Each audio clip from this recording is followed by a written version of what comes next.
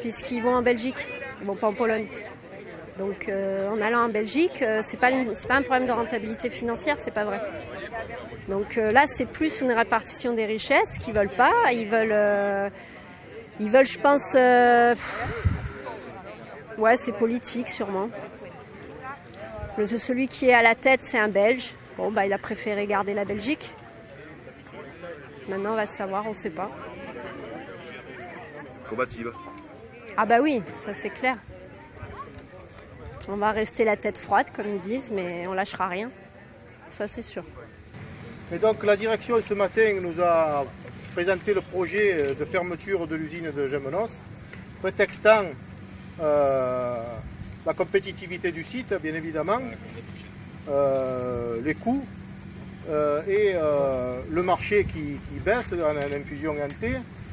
Donc, le discours habituel pour mettre en place un projet qui va affecter 182 familles. Donc, d'une part, la notion économique, pour nous, ne tient pas la route, hein, parce que il n'y a rien d'économique là-dedans, c'est plutôt un problème politique qu'Unilever met en place aujourd'hui. Alors, il y a 4 usines en Europe de l'Ouest, Bruxelles, l'Angleterre, la Pologne et Gémenos. Sachant que nos productions, 90% de nos productions vont aller à Bruxelles. Donc on voit bien là qu'économiquement, le coût n'est pas ce qui prétexte. Ce n'est pas une histoire de coût, puisqu'on connaît tous les salaires de Belges qui sont plus importants que les nôtres en France. Donc la notion économique, elle sera étudiée et elle sera à voir ensemble avec la réflexion qu'il faut et en s'entourant de nos experts et de notre service juridique pour combattre ce projet qui est injuste et qui ne réglera pas la situation de Gémenos. Le thé de l'éléphant, ça fait 118 ans qu'il existe à Marseille, donc nous comptons bien le défendre pour qu'il existe encore. À l'intérieur, là, il y a un outil de travail. Il n'est pas à eux, il est à nous. Il n'est pas à eux, il est à nous. Il n'y a pas un boulon qui va partir d'ici. Pas un boulon. Qu'on s'entende bien.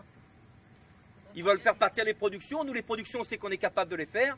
Les productions, les machines-outils qu'il y a là, ils nous appartiennent à nous. Ils ne leur appartiennent pas à eux, ils nous appartiennent à nous. D'accord ? Que ça, on soit bien clair par rapport à ça. Déjà, la première chose qu'on va mettre en place, on va mettre notre usine sous surveillance. Nos machines-outils, ils sont sous surveillance. Il ne faut pas qu'ils touchent un boulon à nos machines-outils. Tous ceux qu'on pense qu'ils sont capables de toucher et d'avoir de la malveillance là-dessus, on va les protéger, nos machines. Et on va faire en sorte qu'ils restent en outils de production comme ils sont ici, aujourd'hui, demain et dans les mois qui viennent et dans les années qui viennent.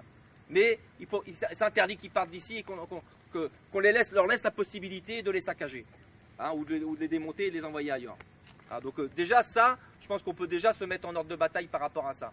Et après, derrière, la procédure juridique et tout ce qui s'enclenche, malheureusement, hein, je dis bien malheureusement, on sait faire. Hein, parce qu'ils ne sont pas à leur coup d'essai. C'est tous les 3 ans quasiment qu'il y a des restructurations dans Unilever. Donc, enfin, dans Unilever ou dans Fralib, ou peu importe. Donc, malheureusement, les procédures juridiques, on les connaît. Hein. Donc, on fera ce qu'il faut pour faire en sorte de travailler sur ce terrain-là. Et la bataille à l'intérieur et de l'ensemble des salariés de Fralib, il faut qu'elle démarre maintenant. La résistance, il faut qu'on la démarre dès maintenant.